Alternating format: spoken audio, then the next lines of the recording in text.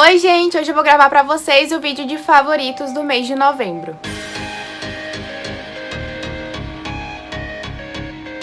Em novembro, então, eu li menos do que em setembro e em outubro, que foram meses ótimos de leitura. Acredito que os meses que eu mais li em 2020. Talvez dividindo o pódio com o junho, que foi o mês da Maratona Literária de Inverno, que eu também li bastante. E eu esperava conseguir ler um pouquinho mais em novembro, não vou mentir pra vocês, mas desde o momento que eu fiz a minha TBA, eu já tava sentindo que eu não ia conseguir completar tudo aquilo e ler todos aqueles livros que eu tinha colocado no vídeo. Mas o importante é que eu consegui ler alguns deles, e o que eu não consegui ler acabou ficando pra dezembro ou então pra 2021. E não tem problema, o importante é estar fazendo boas leituras e estar lendo sem se importar com a quantidade. O primeiro livro que eu li esse mês e que eu finalizei também foi o Dueto Sombrio, da Victoria Schwab, que é o segundo livro e o que fecha a duologia Monstros da Violência. E esse livro aqui eu estava muito ansiosa pra ler, não estava nos meus planos ler esse livro esse ano, mas eu acabei colocando na minha TBA justamente porque eu queria muito ler e não queria perder assim a empolgação que eu tava com essa série. E, gente, funcionou super bem pra mim, eu gostei muito desse livro. O final me deixou, assim, um pouco triste, mas eu não detestei, então digamos que foi um final ok, eu aceitei como acabou a história. Eu gostei muito desse universo, desses personagens, de tudo que a autora construiu aqui, e eu acho que a Victoria Schwab, com certeza, é uma das autoras mais criativas que eu conheço, porque as histórias que ela cria, os universos, as dinâmicas em que as coisas acontecem são incríveis, e com essa duologia aqui não foi diferente. Eu vou gravar uma resenha dessa história aqui e vai sair no canal, então não vou me estender muito falando sobre esse livro, porque se vocês tiverem interesse em saber um pouquinho mais, vai ter tudo lá na resenha sem spoilers, então vocês podem assistir sem se preocupar. E aqui então a gente vai ter um mundo que ele foi desolado pela violência, e da violência entre os humanos começaram a nascer monstros que são fortes de acordo com o tamanho da violência cometida, então coisas muito bárbaras, violências assim muito graves, criam monstros mais fortes, e violências mais leves criam alguns monstros mais leves. E esse mundo, né, essa cidade que se chama Veracidade, que foi assolada por esses monstros da violência, acaba sendo dividida em duas partes, a norte e a sul, e ambas as partes são comandadas por facções, digamos assim, diferentes, né, por grupos diferentes. Na parte norte, então, a gente tem um comando um pouco mais corrupto, digamos assim, em que o comandante, né, o líder que controla aquela parte da cidade, ele fez um acordo com alguns dos monstros, e esses monstros não atacam as pessoas que estão sob proteção desse líder da parte norte, que se chama Kalum, e enquanto isso as pessoas que não estão sob proteção dele estão assim liberadas pro jantar dos monstros. Então eles têm meio que esse contrato entre eles, só que é um contrato muito injusto, porque as pessoas sob proteção dele são as pessoas que podem pagar por essa proteção, então quem não tem dinheiro tá totalmente à mercê da violência desses monstros e de serem perseguidos e enfim, mortos. E esse líder, então, o Kalum, ele tem uma única filha que se chama Kate, e ela é uma garota, assim, meio problemática. A gente vê que no início do livro, né, no caso, o primeiro livro, eu tô falando a sinopse do primeiro, não desse segundo, porque senão seria spoiler, ela tá saindo de um internato, e já é o sexto ou quinto internato que ela tá passando ali em alguns anos, e ela pula de internato em internato porque ela sempre faz alguma coisa pra ser expulsa, ela quer chamar a atenção do pai dela e quer que ele leve ela de volta pra morar com ele, pra ficar perto dele, quer meio que provar o valor dela pro pai, e acaba causando essas confusões, e no fim ela consegue o que ela quer. Então ele leva ela de volta pra onde ele mora e coloca ela em uma escola da cidade. E enquanto isso, do outro lado, no lado sul, a gente tem um lugar que é comandado pelo Henry, que ele é o líder de uma organização chamada FTF, se eu não me engano, que é uma organização que ela combate os monstros e protege a população. Então eles não têm nenhum tipo de acordo com os monstros, e eles protegem todo o pessoal do lado sul, independente de pagar por isso ou não. E o Henry, então, ele tem 3 filhos adotivos, que é o Auguste, o Léo e a Ilsa. O Auguste é meio que o mais novo entre eles, e ele quer muito fazer parte do FTF e ajudar o pai dele com tudo aquilo, com aquela situação. Só que, por ser o mais novo, ele não tem, assim, muita participação nessa organização, mas ele acaba recebendo uma missão, que é a missão de se infiltrar no lado norte da cidade e vigiar, né, e descobrir um pouco mais sobre a filha do Kalum, que é a Kate, porque ambos os lados são inimigos e eles vivem sob a ameaça de uma guerra a qualquer momento, alguma revolta, alguma coisa assim. Então, pra se proteger, o lado sul quer pegar algumas informações que possam ser úteis pra eles caso ocorra algum confronto. Só que o fato é que, apesar de estar do lado dos humanos e de trabalharem pra FTF e de protegerem as pessoas, o Auguste, o Léo e a Il, seus 3 filhos adotivos do Henry, são também monstros. Eles são os tipos mais fortes, digamos assim, de monstros, que são os Sunais, e eles nascem de grandes catástrofes, de desastres em que muitas pessoas foram mortas, mas eles não saem matando desenfreadamente como os Corsais e os Malchais, que são outros tipos de monstros. Os Sunais, eles têm aparência humana e eles só podem matar pessoas que estão com a alma marcada, ou seja, pessoas que já cometeram algum tipo de violência. Pessoas que são, teoricamente, assim, do bem, eles não podem matar, então eles são considerados aliados pelo pessoal do lado sul, mas são fortes ameaças pro pessoal do lado norte, porque só existem 3 Sunais e os 3 estão do lado do pessoal do sul e lutando a favor deles. Então, nesse livro e nessa duologia, a gente vai acompanhar toda essa história, o que eles vão fazer para sobreviver aos monstros. O Auguste e a Kate vão se conhecer, vão se aproximar, vão ser inimigos e ao mesmo tempo precisar colaborar para sobreviver. E é muito incrível, eu super recomendo essa duologia, e na resenha eu falo um pouquinho mais com detalhes para vocês sobre o que eu achei. Esse livro aqui, se eu não me engano, eu dei 4 estrelas para ele, que foi a mesma nota do primeiro livro. Eu acho uma série muito boa, mas não foi o suficiente para eu dar 5 estrelas ou para eu favoritar, porque eu tenho algumas ressalvas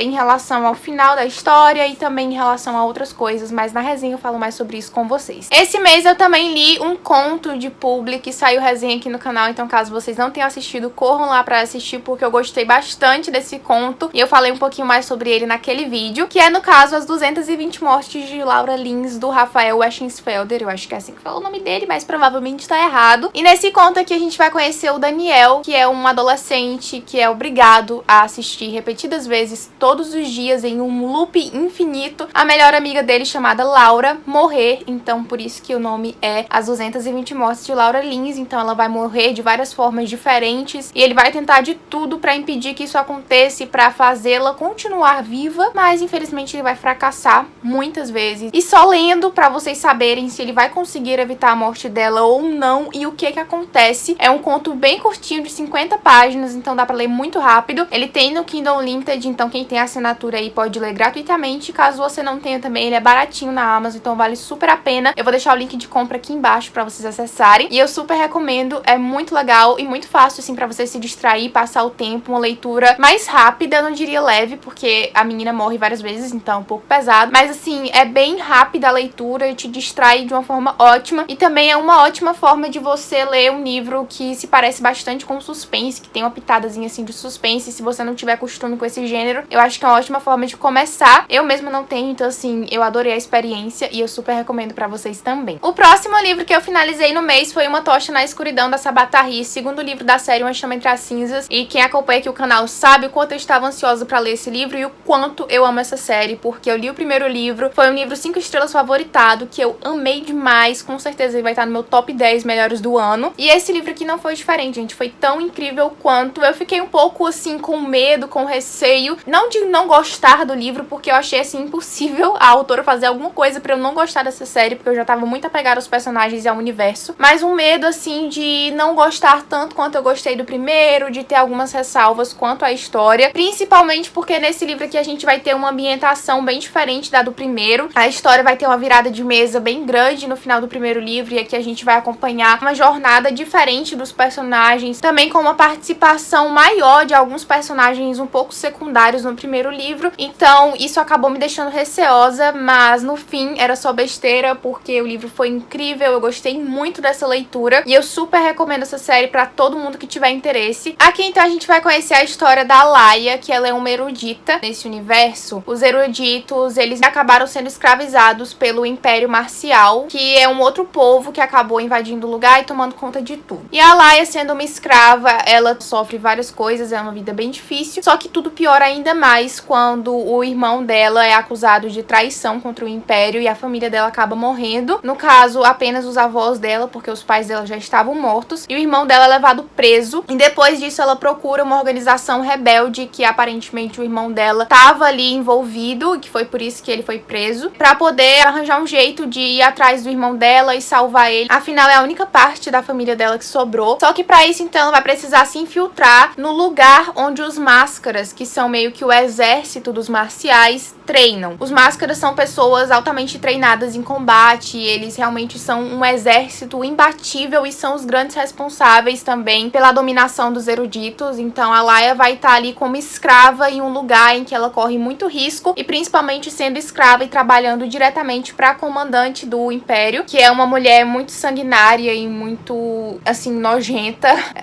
Você pega muito ódio dela quando você tá lendo. E nessa infiltração dela, ela acaba conhecendo Elias Vetúrios, que ele é um Máscara em treinamento. E obviamente tinha tudo, né, pra eles não se darem bem, pra eles serem inimigos. Mas não é isso que acontece. Eles acabam criando uma espécie de relação ali, de empatia, digamos assim, um pelo outro. A Lai fica meio desconfiada com ele, obviamente, mas o Elias, apesar de tudo, é uma boa pessoa. Então, muitas vezes ele não concorda com os que os Máscaras são obrigados a fazer. E aí a gente vai acompanhar tanto essa missão impossível da Laia, porque ela tem que passar informações sobre o que ela tá vendo ali dentro infiltrada pro pessoal rebelde. Só que é muito perigoso porque a comandante é uma mulher extremamente inteligente, que sabe tudo o que tá acontecendo e que sempre descobre as tentativas da Laia de passar essas informações. E a gente também vai acompanhar o ponto de vista do Elias, que é uma pessoa que tá aí ali em um extremo conflito interno, porque ao mesmo tempo em que ele foi criado para ser um Máscara, em que ele foi educado com essa certeza de que os eruditos são inferiores e que o certo é eles servirem os marciais, ele também não concorda com isso. Então ele fica nesse conflito dele, e a gente vai acompanhar esses dois personagens e também alguns outros personagens secundários que vão acabar ganhando grande importância, assim, nesse segundo livro principalmente. E é uma história incrível, acreditem em mim, e por favor leiam caso vocês não tenham lido ainda. Esse segundo livro aqui eu também dei 5 estrelas. Eu não sei se eu favoritei esse segundo livro, não tenho certeza, mas enfim, é incrível da mesma forma e eu super recomendo pra vocês. O próximo livro que eu finalizei esse mês de novembro foi o Demonologista, do Andrew Piper. Ele era um livro que tava encalhado aqui em casa desde 2015 e por causa disso entrou na minha meta de 12 livros pra ler em 2020. Ele acabou ficando assim pro final do ano porque eu não tava muito empolgada por essa leitura. É um livro que ele não faz muito meu estilo, com certeza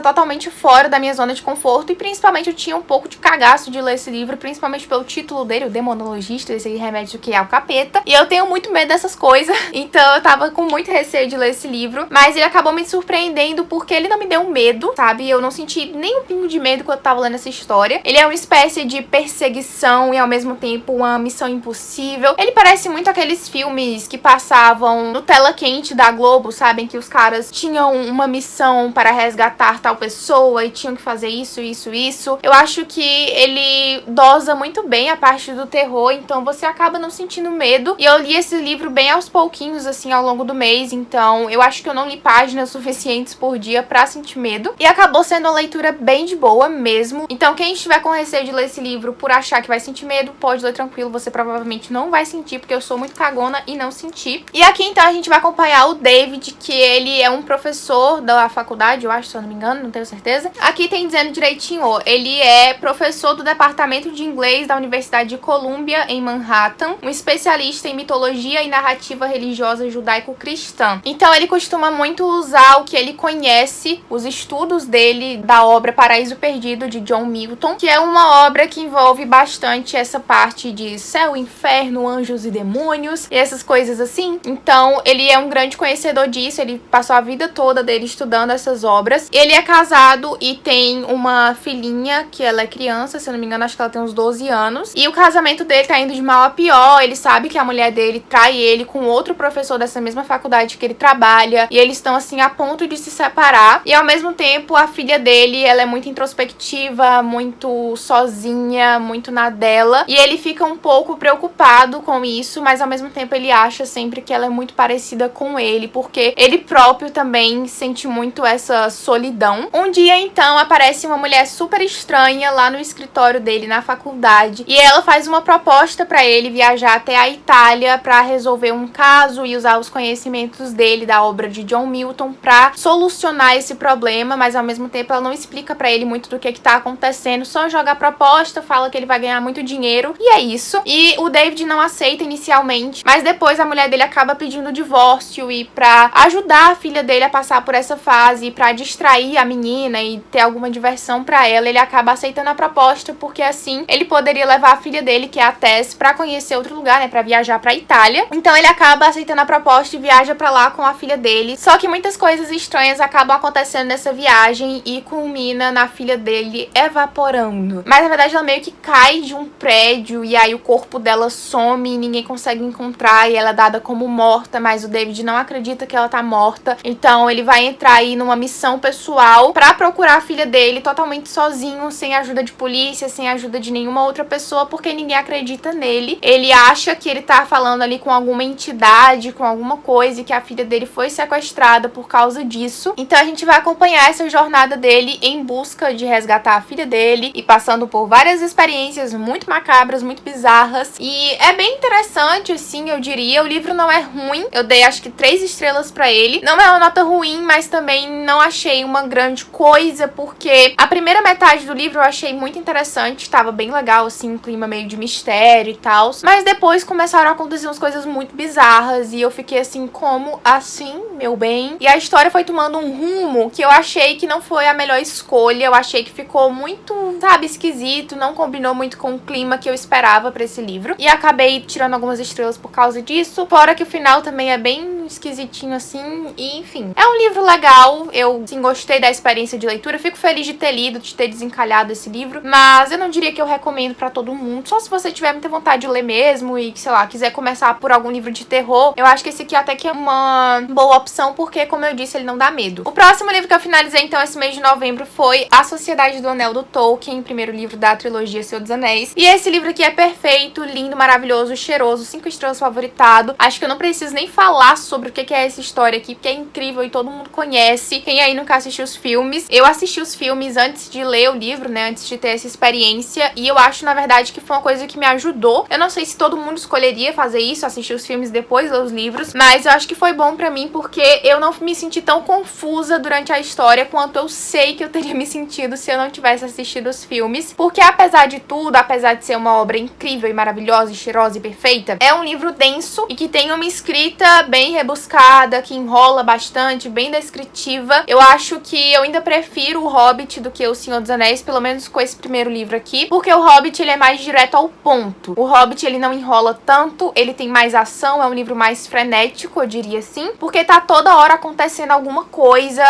os personagens meio que não ficam de tanta enrolação quanto tem aqui, mas eu acho que essas duas características, tanto de o Hobbit de ser uma escrita mais simples, um pouquinho assim mais infantil, digamos assim, não é que seja infantil, mas uma criança entenderia o Hobbit, agora uma criança eu acho que não entenderia o Senhor dos Anéis, dependendo da criança, pelo menos. Eu mesma já tentei ler quando era mais nova e não deu certo pra mim, enquanto o Hobbit foi uma experiência incrível de leitura e é um dos meus livros favoritos da vida até hoje, inclusive eu quero muito reler. Ao mesmo tempo, o Senhor dos Anéis é uma história mais profunda e que explora mais esse mundo e esse ambiente da Terra-média e as criaturas que habitam a Terra-média do que foi com o Hobbit. Então, ambos os lados têm pontos positivos, mas eu acho que por ter um apego emocional maior e por ser uma leitura mais rápida, mais divertida e mais fluida, eu ainda continuo preferindo o Hobbit. Mas assim, eu amei de verdade essa história. Eu li devagarzinho durante o mês também, mas foi uma experiência incrível. Eu me senti muito imersa e muito feliz de estar visitando esse mundo aqui novamente e de reencontrar alguns personagens que eu já tinha conhecido em O Hobbit, como o Bilbo e o Legolas, que são os meus personagens favoritos de todo esse universo do Tolkien. Principalmente o Legolas, porque ele é tudo para mim. Sério, eu sou muito apaixonada por ele e eu tô muito feliz de ter finalmente lido esse livro e eu quero com certeza continuar essa série. Eu não vou falar sobre o Senhor dos Anéis porque, enfim, todo mundo já conhece, eu acho, então não tem necessidade. Mas se vocês quiserem, se vocês acharem uma boa ideia, eu posso até fazer uma resenha da trilogia completa depois que eu terminar de ler os 3 livros. Então, se vocês quiserem uma resenha de Senhor dos Anéis, se tiver necessidade, porque eu acho que todo mundo já conhece essa história, deixem aqui nos comentários que com certeza eu posso gravar. O próximo livro que eu finalizei no mês de novembro foi O Hospital Hostil, 8º livro da série Desventuras em Série, do Lemony Snicket. E esse livro aqui era o livro dessa série que eu tinha que ler esse mês e foi uma leitura bem interessante. Eu gostei mais desse livro aqui do que eu gostei do 7º, porque eu acho que o 7º, assim, foi um dos que eu menos gostei, digamos, da série, apesar de eu sempre dar uma nota bem parecida pra todos eles. Os meus preferidos eu acho que são o 5º e o 6º até agora, mas eu também gostei desse 8º, ele trouxe um clima, assim, de hospital, né, como tem aqui no título, que eu achei bem macabro, assim, bem legal também. E que, enfim, diferenciou um pouco a história, de certa forma. Eu acho que a partir do 7º livro, a história começou a pegar um caminho, assim, um pouco mais diferente do que a fórmula padrão que ela tinha seguido até ali. Mas eu acho que nesse 8º livro isso ficou ainda mais nítido do que no 7º. Então eu acabei gostando desse livro por causa disso. É uma história muito interessante que a gente vai acompanhar as desventuras, né, os desastres que acontecem na vida dos 3 órfãos Baudelaire, a Violet, o Klaus e a Sunny. Eles são órfãos porque os pais deles morreram em um incêndio e deixaram uma grande fortuna pra eles. E desde então eles têm sido perseguidos pelo Conde Olaf, que é um vilão malvado e maléfico que quer roubar a fortuna dos Baudelaire, matando 2 deles e deixando apenas um vivo para que este vivo cresça, se torne maior de idade e de alguma forma o Conde Olaf possa então roubar a fortuna que esse órfão vai herdar dos pais. Então é bem interessante, o Conde Olaf sempre acaba conseguindo chegar neles, eles sempre acabam conseguindo fugir, se livrar do Conde Olaf, mas ao mesmo tempo as pessoas que estão ali ao redor deles, que estão ajudando os órfãos Baudelaire, ou porque eles acabam adquirindo algum apego durante a história, sempre se dão mal e você fica triste por essas pessoas. É uma história assim que te deixa um pouco agoniado e sem esperança na vida, mas ao mesmo tempo é muito legal. É um tipo de literatura infantil um pouco diferente, porque não é aquele conto de fadas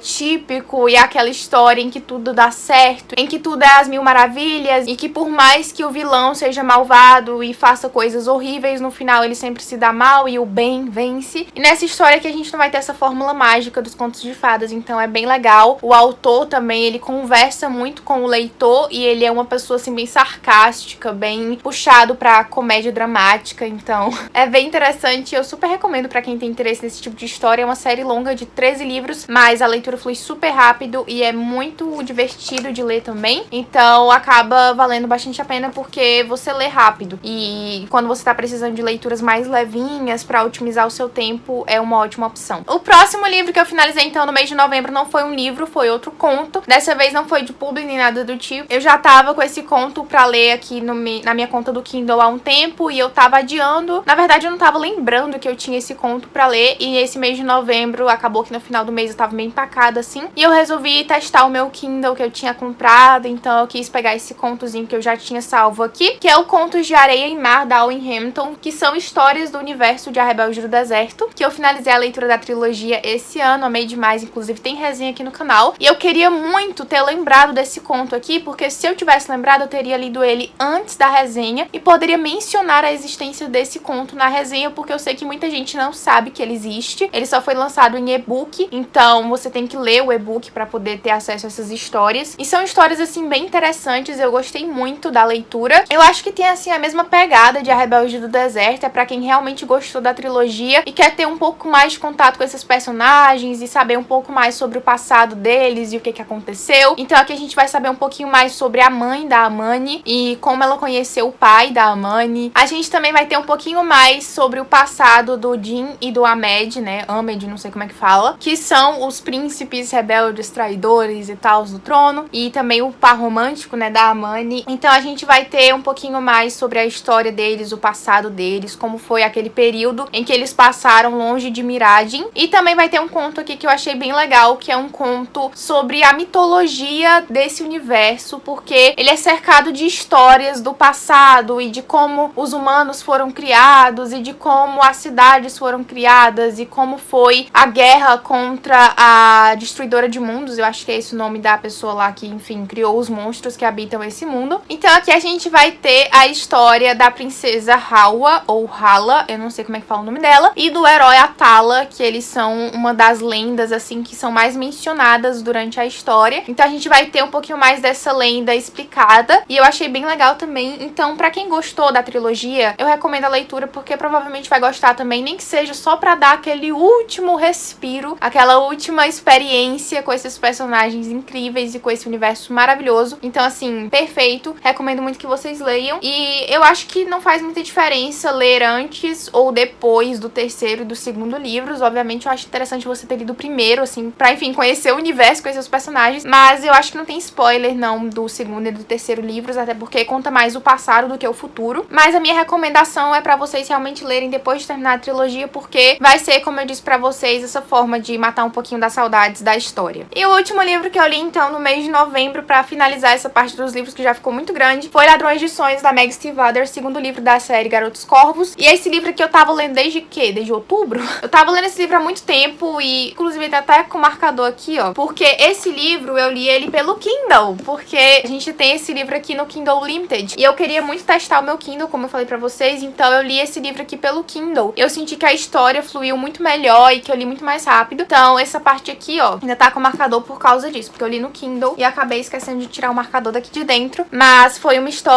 que eu gostei bastante. Eu gostei bem mais desse segundo livro depois que eu peguei, assim, várias páginas dele pra ler, porque eu tava lendo no início 10 páginas por dia, mais ou menos. E aí tava demorando muito, eu não tava conseguindo imergir na história, porque eu tava enrolando a leitura. Mas depois, no final do mês, quando eu peguei pra ler mesmo, eu gostei bem mais desse livro. E eu acho esse universo um pouco confuso. A descrição das coisas, né, que a Meg Stiefvater faz é um pouco confusa, um pouco poética, digamos assim. Você demora um pouco pra entender o que tá acontecendo, mas ao mesmo tempo é muito interessante, muito criativo e muito envolvente. Então eu recomendo a série, mas com esses detalhes de que eu acho que a leitura é um pouco mais lenta do que deveria ser, um pouco mais lenta do que o normal, e é um pouco difícil de entender, então é intrucado mesmo, mas vale bastante a pena porque os personagens são muito interessantes e eu adoro todos eles. Então aqui a gente vai ter a história da Blue. Ela faz parte de uma família de pessoas que mexem com negócio de carta, lê o seu futuro, lê a sua sorte, esse tipo de coisa. Então ela tem muito contato com essa parte assim mais espiritual, mais cósmica, eu não sei direito explicar pra vocês. Só que ela mesmo não tem esse dom que todo mundo com quem ela mora tem. O único dom que a Blue tem é que ela amplifica o poder dessas outras pessoas. Então, se a Blue tá por perto ou se essa pessoa tá tocando a Blue, o poder dela abrange uma área muito maior e fica muito mais forte. Então é como se ela fosse um amplificador gigante. E desde que a Blue se lembra, ela sempre ouviu que existia uma profecia, né, uma espécie de profecia ao redor dela, que é a de que se ela beijasse o amor verdadeiro dela, essa pessoa acabaria morrendo. Então, por causa disso, ela nunca ligou pra garotos, nunca tentou se envolver amorosamente com ninguém, porque ela sabe que ela nunca vai poder gostar de alguém e nunca vai poder beijar essa pessoa. Só que um dia, então, ela acaba conhecendo 4 garotos, que eles são de uma escola, assim, de renome, digamos assim, uma escola de mauricinhos, chamada Aglionbai. Eu acho que é assim que fala, Aglionbai, eu não sei como é que fala, o nome assim meio esquisito. E esse pessoal também tem os próprios objetivos deles e a própria parte mística, assim, do livro que envolve ali o grupinho deles. Então a gente vai ter o Gansey, que ele é a espécie de líder do grupo. O Ronan, que é esse personagem aqui que tá na capa desse livro, que ele é meio que o protagonista desse livro aqui. O Noah, que ele tem, assim, os próprios dilemas dele. Eu não vou explicar aqui, porque se eu for explicar o dilema de cada um desses personagens, eu vou passar o vídeo todo aqui falando. E também o Adam, que ele é o personagem que acaba desenvolvendo um certo interesse amoroso pela Blue e, enfim, acaba inserindo ela nesse grupinho deles. E o Gansey, que é o líder do grupinho, ele tá perseguindo ali uma espécie de rei perdido chamado Glendower, se eu não me engano, que existe uma lenda que diz que quem encontrar esse rei vai poder pedir qualquer coisa pra ele e ele vai ter que atender esse pedido. Então o Gansey tá ali procurando por ele e os amigos dele, e também a Blue, que acaba se juntando ao grupinho, acabam ajudando e se metendo também nessa busca, nessa jornada. E então a gente vai conhecer cada um desses personagens, saber o que acontece com eles, qual o passado deles, qual a problemática deles, o que vai acontecer ali, como é que vai ser essa perseguição pelo tal do Glendower, como é que funciona esse mundo, porque existem umas tais de linhas lei, enfim, é um universo assim bem confuso, é até difícil de explicar pra vocês, porque nem eu mesma entendi muito bem, mas vamos aí continuar a série, vamos ler o 3º e o 4º livro, porque vai que daqui pra frente eu entendo, né? Não entendi muito bem até agora, mas a cada livro que passa eu vou compreendendo um pouco mais, e a esperança é que até o final da série eu entenda o que tá acontecendo. Pra esse livro, então, eu acho que eu dei 4 estrelas, ele foi bem legal, eu acho que ele ficou no mesmo nível do primeiro, eu não sei de qual eu gosto mais, porque fica assim um pouco confusa, porque aqui a gente tem muita história do Ronan, e apesar de gostar muito do Ronan, tem algumas partes da história e do passado, da família dele e tal, que foram um pouco desgastantes, um pouco chatas, então eu fico em dúvida entre o primeiro e esse segundo, mas de qualquer forma eu recomendo a leitura, e espero muito que o 3º e o 4º livros sejam perfeitos e maravilhosos, talvez ainda melhores do que esses 2 primeiros. Agora vamos falar rapidinho sobre os mangás que eu li esse mês, que foram ao todo 6, e apesar de obviamente querer ter lido mais ainda, eu acho que foram ótimas leituras e eu tô muito feliz de ter feito todas elas. Primeiramente, então, aqui eu tenho o volume 15 de Lovely Complex da Aya Nakahara, o volume 16 e o volume 17, que é o último da série. Então eu finalizei esse mangá e, gente, eu tô muito triste e muito feliz ao mesmo tempo, porque é um mangá que eu amo demais. Eu já falei muito sobre ele aqui no canal, toda a oportunidade qualidade que eu tenho, eu tô recomendando pra vocês, porque realmente é um dos meus shoujos preferidos. Ele é lindo, maravilhoso, perfeito, muito engraçado, muito divertido, tem uma história incrível e com certeza eu quero trazer um review aqui pro canal falando um pouco mais sobre ele e recomendando pra vocês essa história maravilhosa. Eu não vou falar muito aqui sobre o que se trata, porque enfim, eu vou fazer o review, mas então a gente vai acompanhar a construção de uma história de amor, de um romance, de um relacionamento entre a Risa e o Otani, que são pessoas extremamente engraçadas, que se dão muito, muito bem, mas que ao mesmo tempo sofrem bastante com uma espécie de empecilho, digamos assim, pra relação deles, que é o fato do Otani ser quase 20 centímetros, eu acho, mais baixo do que a Risa. Ele tem acho que 1,56, se eu não me engano, e a Risa tem 1,72, posso estar enganada porque não lembro exatamente a altura deles, mas ela é muito alta e ele é muito baixinho, então isso não é uma coisa assim dentro dos padrões, não é totalmente aceita pela sociedade. Muita gente considera isso uma coisa feia, digamos assim, que não combina, e principalmente nessa época em que esse mangá aqui foi escrito, porque eu acho que ele começou a ser escrito em 2004 ou 2002, foi assim no começo dos anos 2000, então pra essa época que era ainda mais incomum e mais estranho. Então a gente vai acompanhar esses dilemas, mas apesar de, enfim, parecer uma coisa meio dramática e realmente ter uma partezinha mais puxada pro drama, é uma história que envolve muito mais a parte da comédia e da fofura do que qualquer outra coisa, e de verdade, é muito engraçado. Não teve um capítulo desse mangá que eu não chorei de rir, que eu não dei umas gargalhadas, porque é muito engraçado. As caras e bocas que os personagens fazem e o que eles dizem é muito engraçado, então assim, eu super recomendo pra vocês. Com certeza vai ser uma história que vocês vão se divertir muito lendo, e é um dos meus mangá shoujos favoritos da vida, então eu tô triste por ter acabado, eu queria mais e não tem. E os outros mangás, então, que eu li esse mês, agora de novembro, foram 3 mangás de uma mesma série, que foi Kachou Maid-sama, da Hiro Fujiwara, que é outro mangá shoujo e também um dos meus favoritos. Gente, eu tô muito apaixonada pelos meus mangá shoujo que eu tô lendo atualmente, então assim, tô muito na vibes do mangá shoujo, não vou tentar me forçar a ler shonen nem sem vontade. Quando eu tiver com vontade eu leio, mas se eu tô na vibe do shoujo, eu vou ler shoujo e pronto. Então eu li o volume 10, o volume 11 e o volume 12. Essa série aqui é completa em 18 volumes, então faltam 6 pra eu completar. Eu já tô sofrendo por antecedência, porque quando eu completar e acabar e não tiver mais pra ler, eu vou ficar triste, igual eu fiquei com Lovely Complex, mas ao mesmo tempo eu tô muito ansiosa pra acabar e pra saber o que vai acontecer no final. Aqui, então, a gente também vai ter um romancezinho entre a Misaki e o Uzui. Ambos, então, estudam na mesma escola, e é uma escola que alguns anos antes era apenas para garotos. Então é uma escola que tem a maioria dos alunos como garotos e uma minoria são garotas. E a Misaki, né, que é a protagonista desse mangá, ela é a presidente do conselho estudantil dessa escola. Então ela é conhecida por ser muito rígida e muito durona, e ela protege bastante as garotas que estão naquele colégio e censura os meninos quando eles fazem coisas idiotas, digamos assim. Então ela é conhecida como a presidente demônio, todo mundo tem medo dela, ela passa essa imagem de respeito, seriedade, medo, só que ao mesmo tempo ela tem também um segredo muito grande que ela esconde de todo mundo, porque senão ela acha que vai tirar a autoridade dela, que é o fato de que no contraturno, né, quando ela não tá na escola, ela tá trabalhando em um maid café, que pra quem não conhece, pra quem não sabe o que é um café onde você vai ter as atendentes, né, as garçonetes trabalhando com cosplays. Então elas se vestem de maid, também se vestem de várias outras coisas, é um café temático, digamos assim, e elas têm que chamar os clientes de meu patrãozinho, servir eles e entrar no personagem e fazer uma atuação ali. Então a Misaki, ela tem muito receio de descobrirem desse segredo dela e as pessoas acabarem perdendo o medo que tem dela e pararem de obedecer às ordens e, enfim, entrar na linha quando ela dá o puxão de orelha. Só que o Uzui acaba descobrindo esse segredo dela e ele começa a ficar um pouco, assim, obcecado por ela. Esse mangá, ele é um pouco antigo, tá? Acho que ele começou a ser escrito em 2011, não tenho certeza, mas já faz um tempinho. E ele tem algumas partes, assim, um pouco problemáticas. Também quero fazer um review dele aqui no canal quando eu acabar a leitura, e eu vou falar sobre tudo isso no review. Mas a gente também tem que levar em consideração o contexto. O ano em que a obra foi escrita,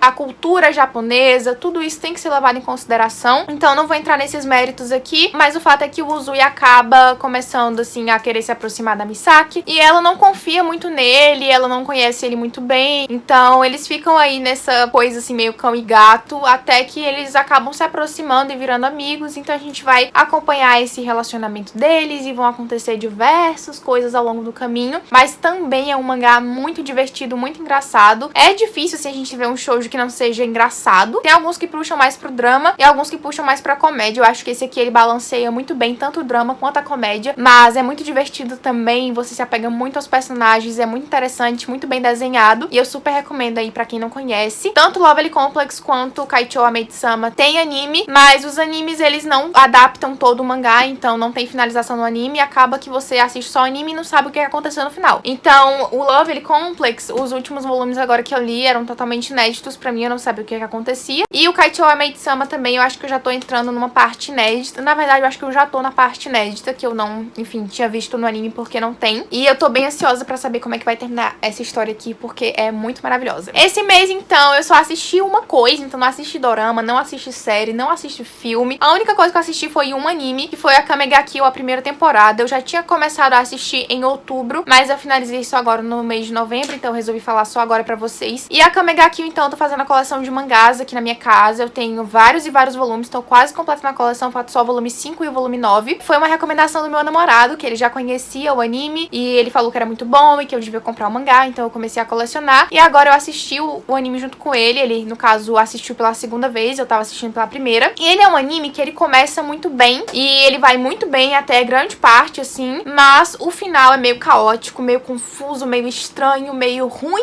mesmo. Eu não gostei do final do anime. Eu acho que ele puxou muito pra um lado, assim, também harém, em que todas as personagens femininas acabavam se apaixonando pelo protagonista e tendo algum tipo de interesse amoroso nele. E a pessoa que ele meio que ficou, digamos assim, no final, né, não me agradou, eu não gostei do romance do anime. A parte de ação dele é boa, a história é interessante, apesar de não ser tão bem desenvolvida quanto eu esperava. Eu acho que ela foi tratada de uma forma um pouco rasa e, no fim, tudo não fez tanto sentido, porque, assim, nessa história a gente vai ter o Tatsumi, que ele viaja do interior para a capital para trabalhar pelo exército, uma coisa assim, se eu não me engano, no exército do rei. Só que chegando lá ele descobre que o exército tá corrompido, é corrupto, que o exército na verdade é uma parte assim do mal e que mais tá prejudicando a população do que ajudando e servindo como deveria fazer. Então ele acaba se juntando a uma guilda de assassinos que teoricamente seriam os vilões, mas que lutam para combater o exército e para, enfim, livrar a população e a capital dessas forças malignas. Então ele acaba se juntando a essa guilda. Tem vários e vários personagens, eu nem lembro o nome dos personagens tudo, mas é uma guilda de assassinos e nesse mundo a gente tem as armas imperiais, que são as armas com que esses assassinos lutam e também são armas que estão sob posse do império. E essas armas são especiais, então a gente tem, por exemplo, a Akame, que ela dá o nome pro mangá, né, a Kame ga Kill. Ela, por exemplo, luta com uma espada, que eu, se não me engano, chama Musami, não lembro o nome da espada, mas é uma espada amaldiçoada que quando ela dá um arranhão, por exemplo, em uma pessoa, só fere o dedo assim, corta o dedinho da pessoa, a pessoa é infectada por uma maldição e morre. Então é uma espada altamente, assim, poderosa. Só que essa luta deles contra o Império se estende até o final do anime. E aí a luta vai acontecendo, acontece.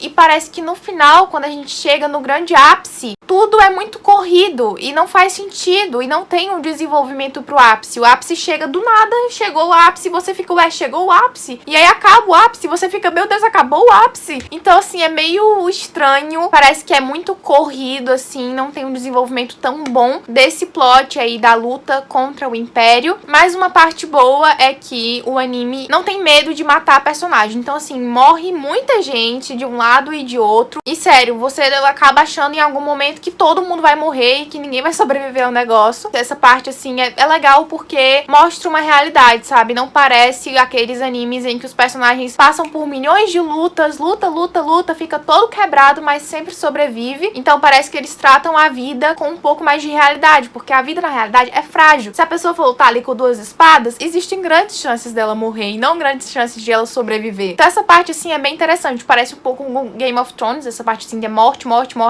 Mas ao mesmo tempo, eu acho que não foi tão bem desenvolvido como poderia. Eu também ouvi dizer, acho que meu namorado me disse isso, que o final do anime é filler. Então a gente tem ali os últimos episódios, não são iguais ao final do mangá. Mas eu fui pesquisar o final do mangá, que eu fiquei muito curiosa depois que eu terminei o anime. E eu não tenho o 5º e o 9º volume do mangá, então eu não podia ler por agora. Sabia que provavelmente só vou ler daqui a muitos anos. Então eu fui procurar o final do mangá pra saber se era melhor, só que eu não achei grande coisa. Eu achei, na verdade, pior do que o anime, talvez. Então acabei não gostando do final. Mas, assim, a parte do início e também até mesmo o meio é bem interessante, bem legal, bem brutal, bem, assim, sanguinário. Tem lutas interessantes. O anime é bonito. Também tem disponível na Netflix, então se vocês tiverem interesse em assistir, é mais fácil aí de encontrar. Acho que ele tem uns 24 ou 25 episódios e, enfim, eu daria uma nota mediana de 1 a 10, digamos assim. Eu daria um 7 pro anime. Um 7/6,5 ali, entendeu?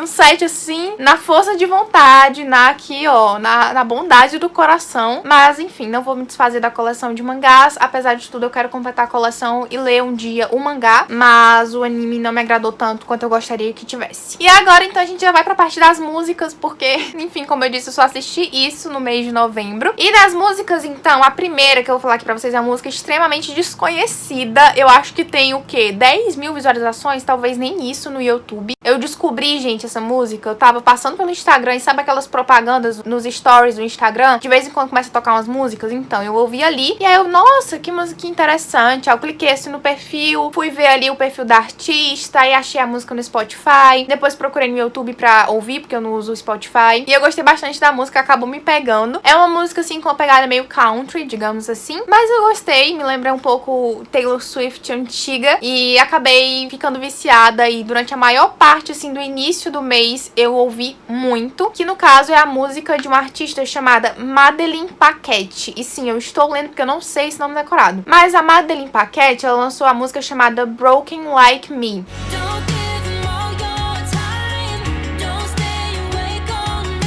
E assim, é muito legalzinha, muito viciante, tem poucas visualizações e eu gosto de ouvir músicas desconhecidas. Eu me sinto assim, uma pessoa única.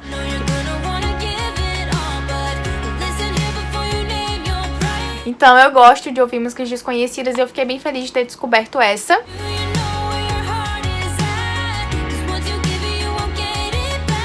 Outra música que eu também ouvi muito esse mês, e gente, meu Deus, de novo essa banda aparecendo aqui nos vídeos de favoritos do mês, mas é porque é uma banda que eu amo muito, eu amo os covers deles, e dessa vez então foi o cover de Silence, que é do Khalid e do Marshmello, se eu não me engano, e foi um cover então do War Last Night, que é uma banda que eu já tinha falado aqui pra vocês antes, que eu amo muito.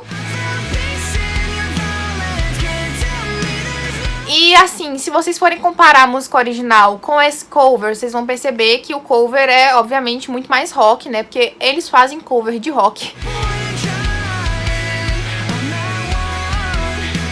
Então, a gente tem uma pegada ali muito mais animada, digamos assim. A música é mais frenética, sabe? Não sei explicar pra vocês. Mas a música original é mais calminha. O refrão dela é bem regular, assim, com o resto da música. Não tem aquele estouro. E no cover a gente já tem esse estouro. Então eu gosto muito desse estouro. E foi por isso que eu gostei mais do cover do que da original. Mas a original também não deixa de ser incrível. Com certeza, se eu tivesse ouvido só a original, não conhecesse a cover, eu também ficaria viciada nela.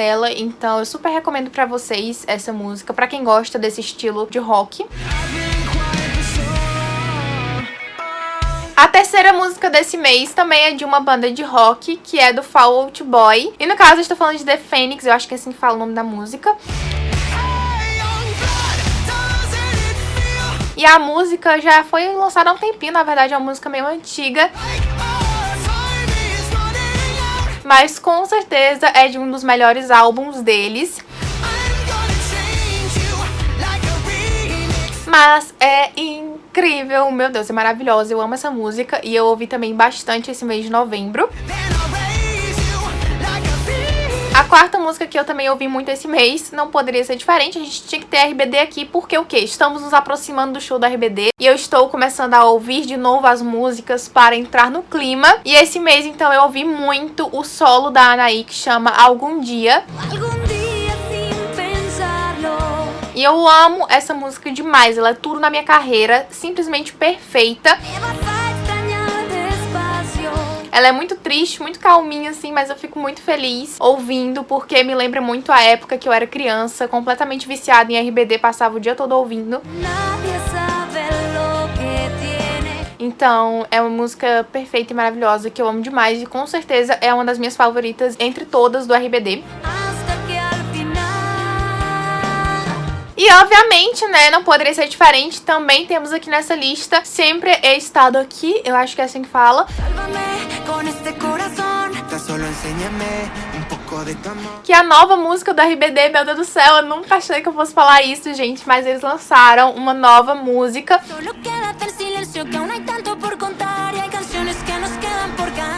Acho que principalmente pra divulgar a live, né, que vai acontecer agora dia 26 de dezembro, o show live deles.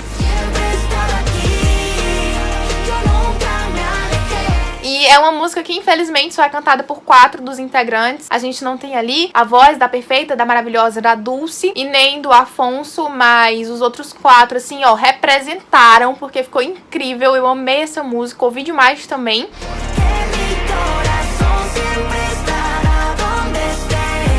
Acho, inclusive, que ela foi lançada, acho que em outubro, não tenho certeza. Mas ela foi lançada há um tempinho. Eu demorei um pouquinho, assim, pra ouvir, porque eu não gosto de ouvir música quando tá todo mundo falando dela. Que eu fico com medo de criar altas expectativas e não gostar. Eu sempre espero, assim, um pouquinho as coisas esfriarem, o hype passar um pouquinho e aí eu escuto. E essa minha técnica costuma dar certo, dessa vez não foi diferente, porque eu amei demais a música, tô completamente viciada e eu amei também as partes em que eles falam, assim, trechos, né, ou então nomes de algumas outras músicas deles. E, meu Deus, gente, sério, perfeita, maravilhosa, tô muito ansiosa por esse show também. Sempre he estado aqui. E temos então mais 2 músicas antes de fechar essa parte de músicas do vídeo. A próxima, gente, foi uma volta aos tempos antigos, a Mariana criança, que tava ali no seu primeiro computador ouvindo músicas na internet. E no caso é Claudinho e Buchecha, Quero Te Encontrar. Quando você vem pra passar o fim de semana. E assim, para quem foi criança / adolescente brasileira nessa época aí, no começo dos anos 2000, com certeza já ouviu essa música. Tá tudo bem, mesmo durou com grana. E assim, eu gosto muito desses funks, digamos assim, mais antigos. Eu não gosto dos funks de hoje em dia, mas esses mais antigos, assim, que meio que marcaram a minha infância, eu tenho um apego até hoje. Quero te encontrar, quero te amar. E eu tava ouvindo no YouTube e acabei ficando viciada de novo, então eu ouvi bastante durante esse mês. E eu achei que era super válido mencionar aqui. Se pra mim é tudo, minha terra, meu céu. E a última música, então, do mês de novembro é do The Police, que é uma banda de rock aí mais antiga, que no caso é a música mais famosa deles, que é Every Breath You Take. Eu acho que é assim que fala. É um pouco difícil, assim, eu não sou o negócio do bilíngue. Mas eu amo essa música, ela é tudo na minha carreira também. Eu já conhecia há muito tempo, mas eu voltei a ouvir agora esse mês e ouvi bastante, então também quis mencionar aqui pra vocês e deixar também de recomendação pra caso alguém aí não conheça. Conheçam porque é perfeita. Para fechar esse vídeo, então, eu quero deixar aqui algumas menções honrosas a coisas que aconteceram, coisas que eu comprei esse mês, coisas que foram de alguma forma marcantes e que eu queria deixar registrado aqui. Então, a primeira delas é que nós chegamos no mês de novembro em 20 mil inscritos aqui no canal. E eu tô muito, muito feliz com isso. Eu, enfim, nunca imaginei que a gente fosse chegar em 20 mil inscritos esse ano. Minha meta no início do ano era chegar em 5 mil inscritos até o final do ano. Então, assim, a gente tá com 20 mil e isso é muito mais do que o dobro. Então, muito obrigada a todo mundo que se inscreveu. Se essa menção honrosa está acontecendo, é graças a vocês. Então, muito obrigada, de verdade. Eu também cheguei a 300 seguidores no Twitter. E isso pode não ser muita coisa, assim, não pode ser, ah, meu Deus, 300 seguidores no Twitter. Mas eu fiquei muito feliz, porque eu amo o Twitter, é uma das minhas redes sociais favoritas, junto com o Instagram, na verdade. E eu adoro falar no Twitter e conversar e saber que mais pessoas estão me seguindo por lá e estão ali pra, nem que seja pra zombar dos meus tweets, mas tem alguém ali, entendeu? Então, fiquei muito feliz também com isso e queria deixar aqui registrado. Também queria deixar registrado, gente, que esse mês de novembro, finalmente, depois de meses e meses de uma espera atormentadora, chegou a minha carta do Google AdSense, que era a carta que faltava pra eu poder tirar o meu dinheiro do YouTube. Porque, assim, eu tô monetizada desde abril. E aí, depois de você ser monetizado, você tem que esperar juntar uma certa quantia pra você poder retirar do YouTube. Depois que você junta essa quantia, eles te enviam uma carta carta com uma espécie de senha, né, um PIN, pra você poder confirmar que é você ali, e aí você então consegue retirar os seus dinheiros no YouTube. E assim, eu acho que desde junho ou de julho, eu não tenho certeza, eu tava esperando por essa carta e ela não chegava, e eu pedi várias